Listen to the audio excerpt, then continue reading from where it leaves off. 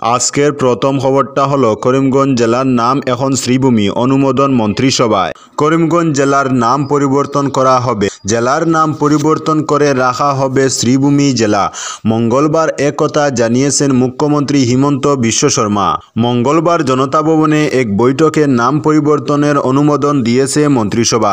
মন্ত্রিসভার বৈঠকের পর সাংবাদিকদের সম্বোধন করে মুখ্যমন্ত্রী শর্মা বলেন, যেসব জায়গাগুলির নামের কোনো ঐতিহাসিক উল্লেখ বা তাৎপর্য নেই এবং অভিধানে উল্লেখ নেই সেগুলো ধীরে ধীরে পরিবর্তন করার পরিকল্পনা নেওয়া হয়েছে। মুখ্যমন্ত্রী বলেন, আমাদের সরকার ধীরে ধীরে এমন জায়গার নাম পরিবর্তন করবে। আগে গৌহাটির কালাপাহাড় এবং চেরাবাট্টির মতো কিছু জায়গার নাম পরিবর্তন করেছিলাম। মঙ্গলবার করিমগঞ্জ জেলার নাম বদলের সিদ্ধান্ত নেওয়া হয়েছে এবং বর্তমানে শ্রীভূমি নামকরণ করা হবে। মুখ্যমন্ত্রী ঘোষণা করেছেন যে সরকার 2 ধাপে অসমে পঞ্চায়েত নির্বাচন পরিচালনা করবে এবং নির্বাচনী প্রক্রিয়া আগামী বছরের 10 ফেব্রুয়ারির মধ্যে শেষ হবে এবং 30 ডিসেম্বর নির্বাচনী তালিকা প্রকাশ করা হবে। আজকের পরবর্তী খবরটি হলো জিরিবামে অপহরণের পর হত্যা, জঘন্য ঘটনার ধিক্কার শিলচর মহিলা কংগ্রেসের। কুকি মার উগ্রপন্থীরা 6 জন নিরীহকে নির্মমভাবে হত্যা করার বিরুদ্ধে সরব হল শিলচর জেলা মহিলা কংগ্রেস। ঘটনার সুবিচার চেয়ে সরকারের দৃষ্টি আকর্ষণ করেছেন তারা। মঙ্গলবার মৃতদের আত্মার চিরশান্তি কামনায় শিলচরের ক্ষুদিরাম বসুর মূর্তির পাদদেশে জমায়েত হয়ে তারা মোমবাতি জ্বালিয়ে ঘটনার তীব্র নিন্দা ও ধিক্কার জানিয়েছেন।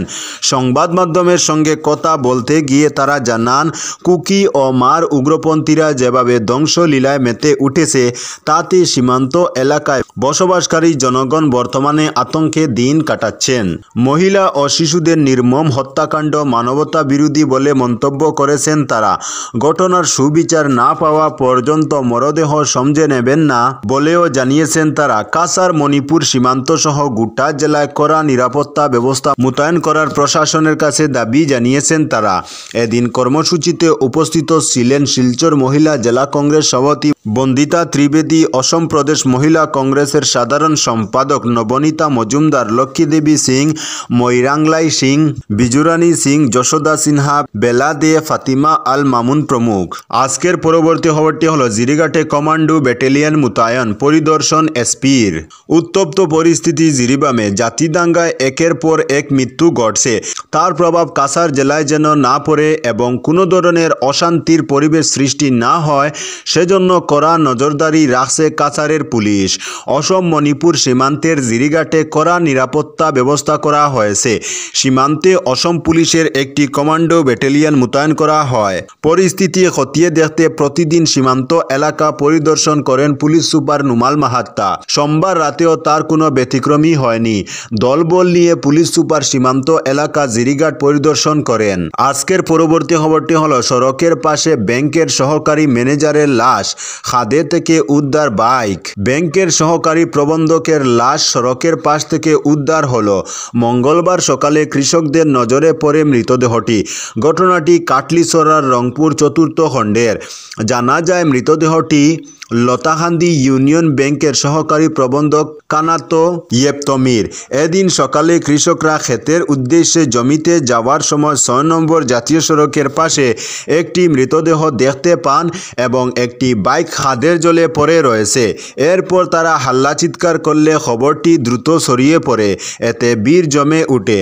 খবর পেয়ে পৌঁছয় পুলিশও। পুলিশ পৌঁছে মৃতদেহ উদ্ধার করে ময়নাতদন্তের জন্য হাইলাকান্দি সিভিল হাসপাতালের মর্গে পাঠায়। পাশাপাশি জল থেকে বুলেট বাইকটিও উদ্ধার করে হেফাজতে নেয়। সূত্রে জানা যায়, নাগাল্যান্ডের বাসিন্দা ইউনিয়ন ব্যাংকের অ্যাসিস্ট্যান্ট ম্যানেজার সোমবার রাতে 2 বন্ধুকে নিয়ে একটু আমোদ ফুর্তি করার পর তাদের ঘরে ছাড়তে যান। সম্ভবত ফেরার সময় রাতে এই দুর্ঘটনার শিকার হন তিনি কাটলিছড়ায় বাড়াগড়ে থাকতেন।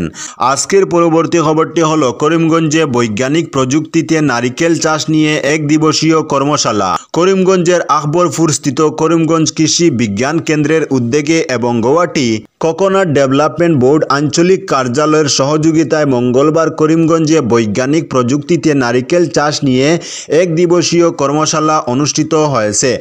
মঙ্গলবার সকাল 11টায় করিমগঞ্জ শহরের বিপিনচন্দ্র পাল স্মৃতিভবনের প্রেক্ষাগৃহে জেলার বিভিন্ন স্থান থেকে আগত নারিকেল চাষিদের নিয়ে এই কর্মশালা অনুষ্ঠিত হয়।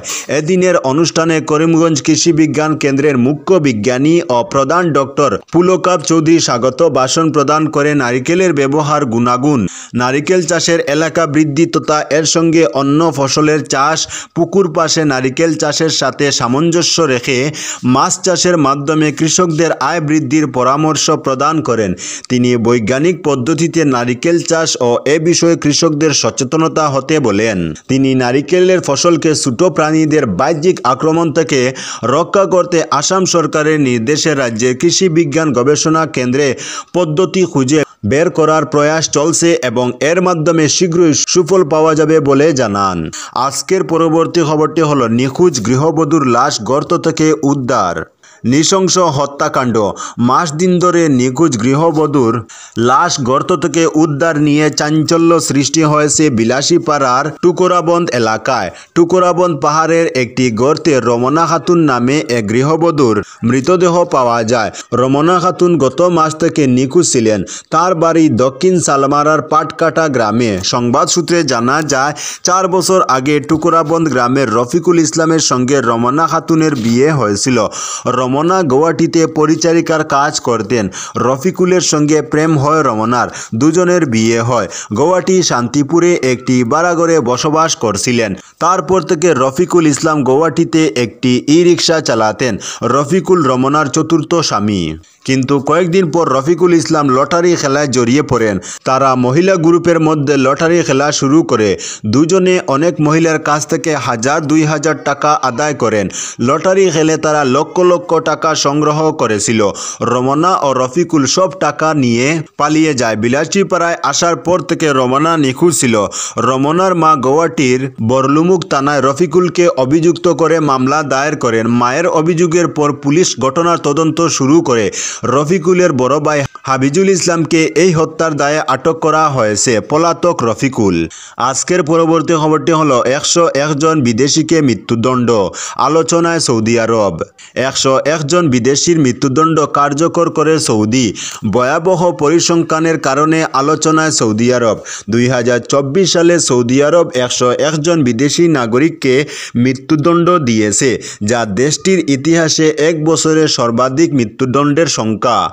এই সংখ্যা 2023 এবং 2022 সালে মৃত্যুদণ্ডপ্রাপ্ত বিদেশিদের তুলনায় প্রায় 3 গুণ।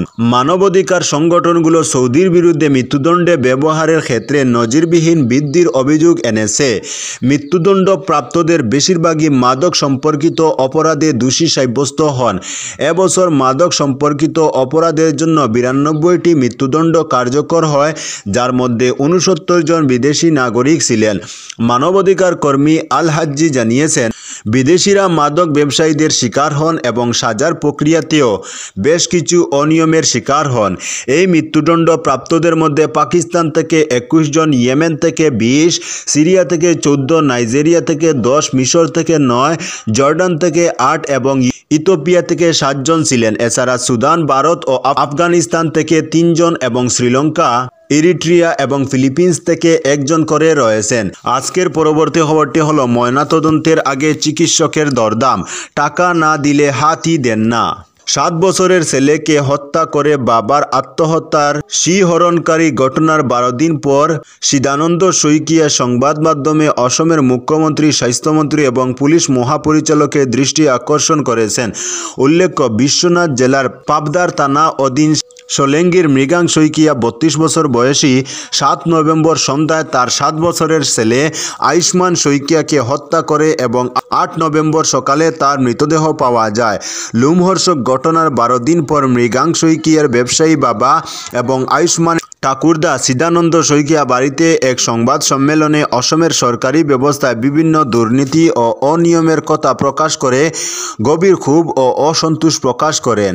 বলেন, ঘটনার পর 8 নভেম্বর দুটি মৃতদেহের ময়নাতদন্তের নামে মোট 25,000 টাকা দিতে হয়েছে তাকে। তিনি আরও বলেন, সেদিন শোকার্ত পরিবারকে একটি গাড়ির ব্যবস্থা করতে হয়েছিল। গহপুর পুলিশ ময়নাতদন্তের জন্য দুটি মৃতদেহ বিহালিতে নিয়ে যাওয়ার জন্য কবদার থেকে বিহালির ময়নাতদন্ত কেন্দ্র পর্যন্ত প্রায় 30 কিলোমিটার দূরত্বের জন্য মোট 14,000 টাকা ব্যয়ে দুটি অ্যাম্বুলেন্স ভাড়া করে দুজনের দেহই ময়নাতদন্তের জন্য পাঠানো হয়েছে। প্রাথমিক স্বাস্থ্য কেন্দ্রে ময়নাতদন্তের জন্য দুটি মৃতদেহ প্রস্তুত করার আগে চিকিৎসক নিকৃষ্টভাবে দরদাম শুরু করেন।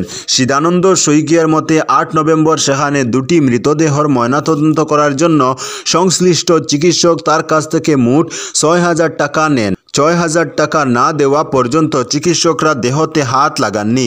শুধু তাই নয়, একটি মৃতদেহের বিনিময়ে ময়নাতদন্ত কেন্দ্রের সুইপারকে 2,500 টাকা করে দিতে হয়েছিল। মোট 5,000 টাকা দেন। তো বন্ধুরা, আজকের জন্য এতটুকু। পরবর্তী কোনো নতুন ভিডিওতে দেখা হবে, তখন অবধি ধন্যবাদ।